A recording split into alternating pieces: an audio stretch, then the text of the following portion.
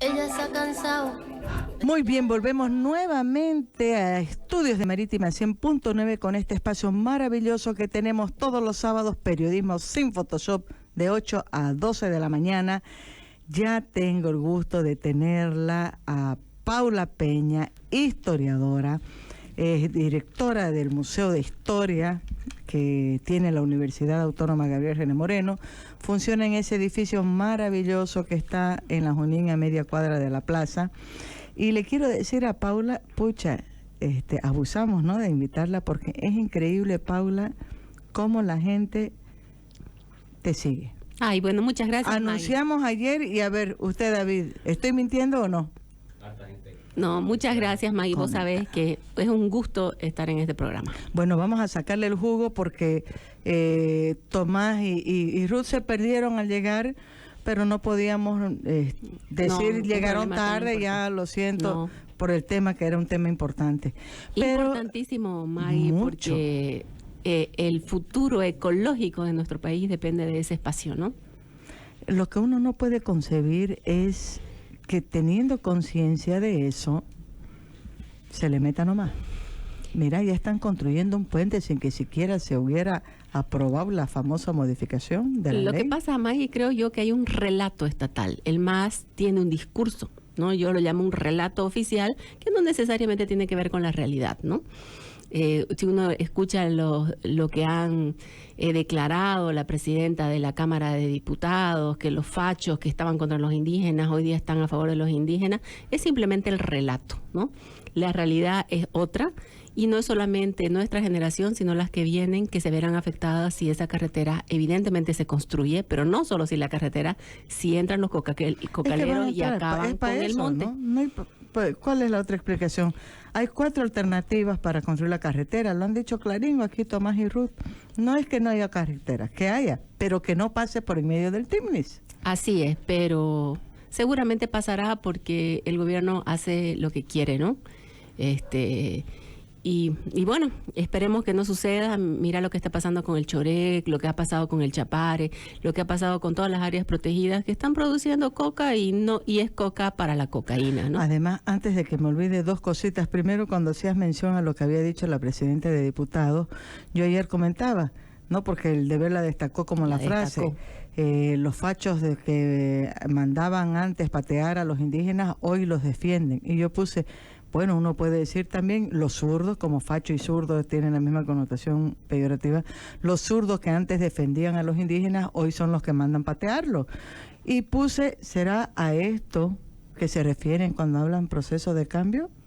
Y hay otra cosa que creo que es importante, May. Ellos hablan de la madre tierra, no de la madre selva, ¿no? Y aunque la gente me diga, ay, estás hablando cosas muy sutiles, no, porque cuando se defiende la madre selva, estás defendiendo el monte, la selva, la biodiversidad, el agua, la tierra, exactamente. todo. Ellos no, ellos hablan de la madre tierra, ¿no? Entonces no les importa el monte, no les importa nuestra riqueza ecológica.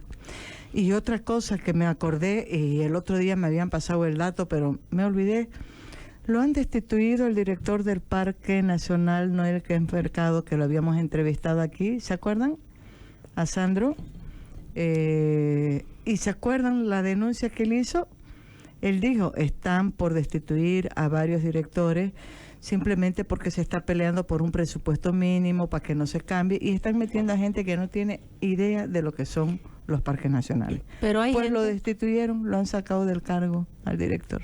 Así es, May, no es solamente en los parques nacionales, ¿no? Prácticamente en todo hay gente que no tiene ni idea de lo que tiene que hacer. Pero bueno, ese es el socialismo del siglo XXI, lo estamos viendo en Venezuela. Esa es la Bolivia que estamos viviendo, y sí. Yo le invité a Paula porque me encanta siempre conversar con Paula. Mañana 6 de agosto, ¿no? Así es. Y a mí me gusta siempre usar las fechas especiales para hablar de los temas también de una manera diferente, como uno no lo habla en lo cotidiano. Y siempre digo, además porque vengo con una carga de una entrevista que le hice a Billy Kenning hace un sábado o 2, un sábado pasado, ¿no? Sí, y hubo alguna gente, sobre todo un amigo mío que se molestó, que como tan pesimista, que en las adversidades que uno nace, crece y no sé qué más, ¿no? Pero a mí me llegó mucho todo lo que decía Billy. Además, porque él nos dijo, no te puedo decir todas las razones que me están llevando a irme de aquí, ¿no? Tampoco lo iba a obligar a que me las diga. Pero saqué algunas cosas que es una sensación que tengo yo frente a las preguntas, la interpelación que me hace mi hijo, es cómo enamorar a nuestros hijos, a las nuevas generaciones, con un país donde es complicado vivir. Es verdad que en todas partes hay problemas. Y yo le decía a este amigo, claro, en la adversidad uno crece, se fortalece, pero en la adversidad, que es la adversidad que debe haber en cualquier aprendizaje, no debería ser tan difícil vivir en tu país, ¿no? Y es difícil, es complicado. Es que no es solo la adversidad, es la opresión, ¿no? Y que no es lo mismo que la represión. A ver, vamos por eso. La opresión es cuando vos oprimís, no permitís, haces que la gente tenga miedo. Yo venía escuchando esta mañana la entrevista que le hacías a Svonko y probablemente esa entrevista te demuestra que el poder del movimiento del socialismo no acepta que hay una persona que tenga valores, que tenga una dignidad y que dice, yo no me voy a declarar culpable. Ellos están acostumbrados a comprar a la gente, a la verdad no importa, el dinero lo compra todo. Creo que lo hemos visto. Entonces, me imagino que Svonko significa justamente lo contrario en términos de valores, de concepción del mundo, de concepción democrática. Adversidad sí, pero en un país donde se respeta. Acá no se respeta. Y yo digo, tenemos Venezuela como una muestra de lo que podemos llegar a ser.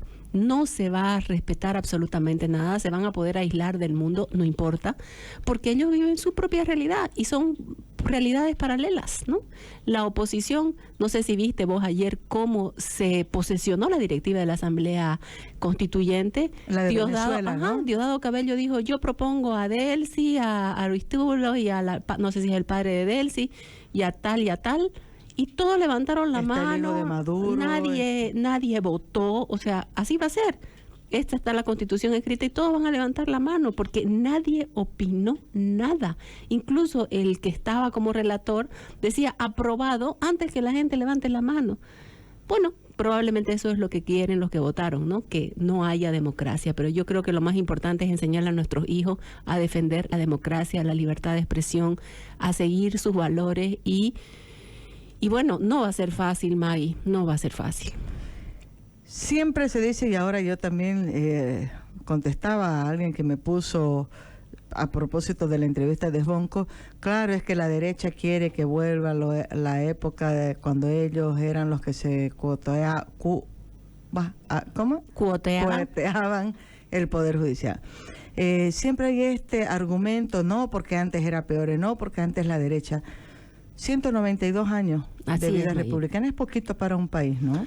Bueno, pero es pero suficiente como para decir estamos encaminándonos a una sociedad. Pero es prácticamente lo que han vivido en los países vecinos. O sea, no es que somos un país nuevito, como pueden ser los países africanos surgidos a fines del siglo XX, sino es un país que está prácticamente igual que Chile, que Argentina, que Uruguay, que es un poco más tardío, que Perú, que Venezuela, ¿no? Que Colombia, que Ecuador. Ahora, ¿cómo hemos ido construyendo esa democracia, no? ¿Cómo se ha ido construyendo esa democracia en casi 2 siglos, Paula? A ver, creo que hay que tener en cuenta que este país se formó un 6 de agosto de 1825. Mañana vamos a celebrar 192 años de la existencia de Bolivia. Esa existencia de Bolivia que se está tratando de disminuir y tratando de posesionar el 22 de enero como Día del Estado Plurinacional, que no es tal, sino es el día que Evo Morales asumió el poder en el 2006. Entonces ahí también, como te digo, hay ese relato, ¿no? Tratar de inculcar a los niños que festejen ese año, esa fecha. No creo que lo vayan a lograr porque es un mes en que todos están de vacaciones. Entonces, les va a ser muy difícil que esa fecha entre en la mentalidad infantil. Sin embargo, el 6 de agosto está vigente porque no sé si viste ayer, prácticamente todos los colegios tenían su acto desfile. cívico. Sí. Y los chicos se disfrazan y los chicos van de todo, uno pasaba por la Valdivian y cientos de gente. Entonces, creo que el 6 de agosto, a pesar de los intentos del movimiento del socialismo, no va a desaparecer. Pero, ¿cómo se ha construido esa democracia? ahora nos dicen, sí, esa democracia pactada que no sirve, ahora hay una verdadera democracia. Hay una verdadera democracia en un país donde hay una constitución en la que la mayoría de la población, que somos los bolivianos y no representamos ninguna de las 36 etnias, somos ninguneados, ¿eh? Porque resulta que somos considerados minoría, ¿no? Uno lee la Constitución y nosotros quienes somos los multiculturales, los que no tenemos derecho. Entonces, no creo que esa sea la democracia de la que ellos hablan. Es verdad, en 1826 se proclamó la primera constitución. En esa constitución votaban los hombres mayores de edad que supieran leer y escribir y que tuvieran rentas no provenientes de los recursos de los servicios personales. ¿Podían votar indígenas? Sí, podían votar indígenas que cumplieran esas condiciones. ¿Podían no votar criollos? Sí, que no cumplieran esas condiciones, no votaban. Nunca hubo una prohibición de que los indígenas voten. Claro, vos me podés decir, pero no sabían leer. Sí, pero no había expresamente una prohibición. Y vos le preguntas a los chicos en la universidad o en el colegio y ellos creen que nunca votaron los indígenas y no es tan así, ¿no? Entonces, ha ido habiendo una evolución de la democracia en Bolivia, habiendo también una evolución de la ciudadanía, es decir, de la participación de la gente en las jornadas. Evidentemente, recién en 1952, la gran mayoría puede votar a el voto universal, hombres, mujeres, independientemente de si saben leer y escribir, independientemente de su condición económica. Y ahora, a partir de la reforma del año 94, todos los hombres y mujeres mayores de 18 años tenemos el derecho a votar. ¿La democracia ha ido evolucionando? Sí, y seguirá evolucionando también. Entonces, yo creo que nosotros hemos ido construyendo cada vez un mejor país, un mejor país que ha ido integrando al territorio, porque cuando se fundó Bolivia... Pese a que se ha perdido muchísimo territorio. Cuando se fundó Bolivia en 1825, este país tenía 2 millones de kilómetros cuadrados. Hoy tiene 1. Es el país que ha perdido la misma cantidad de territorio que hoy posee y ha perdido con absolutamente todos sus vecinos. ¿Algunos de los vecinos, o no de los vecinos, otros países de la región han tenido una pérdida como la de Bolivia? Como la de no? con los 5 vecinos, no. Por supuesto, Paraguay ha perdido. Eso es también, ¿no?, una señal, ¿sí, no? No, sí, eso muestra, por eso quería decir, en estos 122 años se integró ese territorio que quedó. Pero vamos, en 1826 se dicta la primera constitución, Tarija se suma a Bolivia, ¿no? Porque Bolivia surge con La Paz, Chuquisaca, Cochabamba, Potosí y Santa Cruz de la Sierra, con esas 5 departamentos. En la primera constitución se crea el departamento de Oruro y se une a Bolivia Tarija. A cambio de esta unión de Tarija, Bolivia le cede el Chaco Central a la Argentina, ese territorio que va entre el Bermejo y el Pilcomayo, esa franjita, ¿no? Después de esta cesión de territorio, Bolivia le cede a Brasil el territorio del Mato Grosso, las nacientes del río Paraguay, y si vos mirás hoy día un mapa actual de Bolivia, solo en ese pedacito del corredor Dionisio Foglianini tenemos acceso soberano al río Paraguay. Todo lo demás lo cedió Melgarejo, a cambio de que en la escuela nos enseñaron de un caballo, pero no sabemos efectivamente a cambio de qué.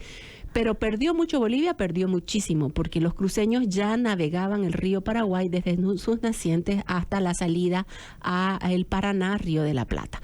Cedimos la mitad del Acre y todas las nacientes del río Madera a Brasil. ¿Y qué pasó con los que vivían ahí? En su mayoría cruceños gomeros, o se volvieron a Bolivia y perdieron todas sus inversiones, o se convirtieron en brasileros y pagaron impuestos. Entonces, esa fue una gran cesión territorial en 1867. Posteriormente van a venir las otras cesiones territoriales.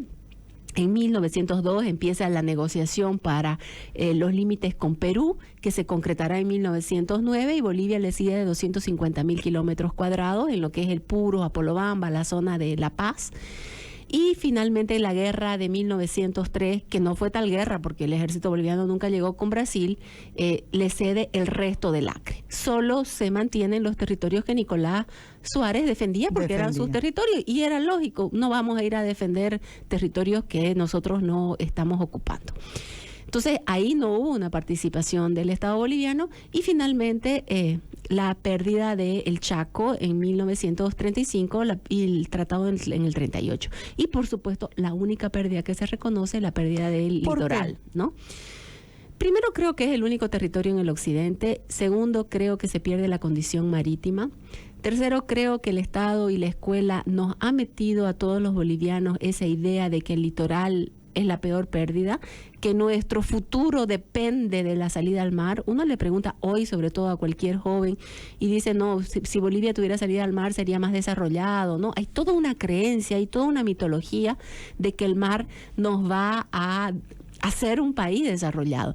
Y uno se pregunta, no sé, Maggie, ¿qué has pensado vos desde julio? Y el presidente está diciendo, nosotros podemos retirar la demanda. Sí. ¿No? Entonces, ha cambiado completamente el discurso. Yo me pregunto, si la demanda era tan perfecta, como sostenían muchísimos expertos, si la demanda fue así, inobjetable, que no había nada que decir, si la actuación de Carlos Mesa en Chile fue perfecta con la entrevista que le hicieron en la televisión chilena, ¿cómo es que si tenemos algo tan perfecto, con todas las posibilidades de que la Haya nos dé la razón, la vamos a retirar? Y si vos retirás una demanda, no tenés derecho nuevamente a meter. A volverla a presentar. Entonces, ¿a qué se debe? ¿O es que no tienen la certeza de que era tan perfecta como decían? ¿No? Porque le han pedido al Papa que el Papa intervenga ahora que visita Chile. No sé si Francisco lo hará. Además que el Papa ya ha perdido mucho, ¿no? Con el tema de Venezuela, como nunca he visto yo críticas muy duras contra el Papa, te diré. Yo también creo que sí, ¿no? Yo también creo que sí. No se pronunció, ni se ha pronunciado hasta se pronunció, ¿sabes qué? Cuando ya estaba la elección de los constituyentes. Pero no fue él, fue el Vaticano. O sea, él no liberó. Anoche justo veía uno el grave problema que les está generando dentro del Vaticano por esa actuación. Porque los cardenales y la Conferencia Episcopal Venezolana le exigían, ¿no? Habían denunciado, claro. Y hasta, así como el Papa nos dice todo el tiempo que el capitalismo nos está destruyendo, no ha tenido ni una palabra en relación a lo sucedido en Venezuela. No sé si lo va a hacer en Chile, pero a mí me llama la atención que el gobierno del presidente Morales y ayer mismo el vicepresidente están dispuestos a levantar la demanda. Ha cambiado completamente el tono. Desde el momento en que hay la devolución de los 2 policías chilenos que tomaron en el territorio boliviano, un cambio veo yo de posición, de discurso. No sé cómo van a hacer con ese relato, ¿no? Porque mucho tiempo han construido el relato de que el mar ya prácticamente es nuestro. Entonces, como te digo, Maggie, perdimos el mar en una guerra efectiva, perdimos el Acre en otra guerra que no fue tan efectiva, perdimos en el Chaco en la peor guerra, 50.000 muertos, 20.000 heridos, desaparecidos, prisioneros de guerra. Esa fue una guerra que nos destruyó como país, y cedimos territorio a la Argentina, al Perú y también a Brasil. Entonces, una vez, digamos, con ese pequeñísimo territorio que se consolidó ya después de la guerra del Chaco, creo que sí Bolivia ha avanzado y lo está ocupando. No como quisiéramos, porque no hay carreteras, no nos hemos integrado. Mira, yo digo, si el mar que hemos perdido sigue siendo algo tan importante, no hemos pensado, no tenemos mar, pero somos un país de paso obligatorio, ¿no? Si los chilenos quieren ir a Brasil, tienen que pasar por Bolivia. Si los peruanos quieren ir a Brasil, también. Si los argentinos quisieran ir a Perú, también tendrían que pasar por Bolivia. Si los paraguayos quisieran ir a Chile, también. En vez de ser el país integrador, nos hemos vuelto en ese país lamentoso. Entonces, en estos 192 años creo que también hay que destacar que si bien la democracia ha ido evolucionando al son de los tiempos, porque como es nuestro territorio que hemos perdido, pero lo poco que tenemos o la mitad que nos queda, por lo menos estamos intentando de integrarla, de habitarla, aunque no explotando nuestra condición de centro del continente. ¿Cuál es el ser boliviano que se ha ido construyendo, Paula? Yo todavía veo muchos conflictos y no sé si es una percepción muy personal, porque estoy con una carga fuertísima, digamos, pero siento como si hubiera un retroceso en estos últimos 10 años. Mira, yo creo... En esa construcción, no es porque haya un boliviano único. En el Brasil no hay un brasilero. No, obvio. Está el carioca, el gaúcho, el nordestino, no sé cuánto. Pero hay un sentimiento nacional. Yo te digo, Maggie, yo más bien soy optimista en eso. ¿Sí? Porque yo miro mucho a mis estudiantes. El censo del 2012 da como mayoría a los bolivianos, ¿no es verdad? Se redujo notablemente el número de indígenas y el porcentaje de indígenas, y aumentó notablemente también el número de los que nos autodefiníamos como bolivianos. Eso para mí fue una bofetada muy grande al movimiento del socialismo, que quedó ahí más o menos en la nebulosa. Pero a mí sí me asombra, Maggie, cuando yo veo en el aula muchos chicos con su bandera, que usan esa manillita con la rojo, amarillo y verde. Yo creo que esa es una manera de resistencia, por ejemplo, a la huipala, ¿no? Entonces, los chicos están comenzando, creo que el MAS está generando, a partir de sus contradicciones, un nuevo sentimiento de bolivianidad en estos jóvenes, ¿no? Que están en contra de muchas cosas y que la expresan usando la manillita, ¿no? Yo no he visto chicos usando la huipala, ¿no? Porque ponerte una manillita, en tiempos de la autonomía todos teníamos la verde, blanco y verde, ¿no? Ahora prácticamente todos los jóvenes tienen una rojo, amarillo y verde. Y eso para mí es ya un síntoma de que estos jóvenes que no han vivido otra cosa, porque Evo Morales está en el poder desde el 2006, están usando esa manilla en representación de su bolivianidad, ¿no? Y no del enfrentamiento, ¿no? Justo el artículo que me mandaste hoy, que el racismo tiene un modelo. ¿Viste lo que te mandé, no? Anoche. Y que los cruceños somos el modelo del racismo. Además que esto es puro nazi y que la producción agrícola está en manos de los descendientes. Ese es el relato, ¿no? Ese es el relato que quieren hacernos creer, pero yo considero que la juventud está generando su propia conciencia y probablemente después de la salida del movimiento del socialismo surja una nueva identidad nacional, ¿no? Surja una nueva identidad. ¿Una nacional. identidad plurinacional o una identidad boliviana? Es que lo plurinacional te está definiendo, ¿no? Yo escuchaba a los que me precedían, ¿no? Decían, en este país, Bolivia, claro, no, somos Bolivia. No, está bien. Somos Bolivia todos, ¿no? Ahora, se está enfrentando, ¿no? Se está enfrentando, por ejemplo, a estos pobladores del Timnis, que son poblaciones del oriente boliviano, que además en la teoría García Linera ha dicho que al ser unas etnias minoritarias deben someterse a los aymaras. Y lo ha dicho Claringo, ¿no? Sin opción. Está en sus libros, o sea. Sin posibilidad de decir, ay, creo que entendí mal, ¿no? No, es eso muy claro. Sí. Ahora, tocabas vos el tema de la educación, y ese es un tema que de verdad me preocupa, porque creo que por ahí pasa mucho. Estuve el otro día con un profesor que es nuestro amigo en común, no estoy autorizada, de repente no puedo decirlo, su nombre, no creo, que estaba revisando textos escolares, y yo le había hecho una pregunta antes, por muchas críticas que hay con el tema de los textos escolares, ¿no? Fotos de Evo y de Álvaro García Linera, pero desde el comienzo hasta el fin, en cosas que no tienen sentido. La letra E se aprende con Evito. Con Evo, no todo. Y me dice, no, estamos revisando y hay que sacar, porque aquí nosotros no tenemos por qué estar adoctrinando a nadie, ¿no? Pero hay un mandato, está todo. Está en el colegio me han dicho también que es increíble cómo se ha centralizado todo nuevamente en el tema de educación.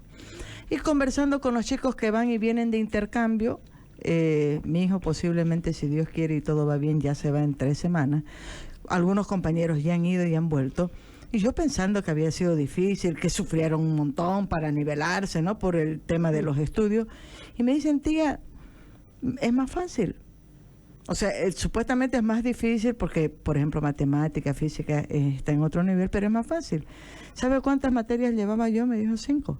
Como es en el mundo desarrollado. 5. Desde el primero de secundaria van escogiendo las materias que más o menos creen que tienen afinidad. 5 materias. Aquí son 14. 14 que puede llegar a 17. Depende del colegio. Llevan acá. Sí.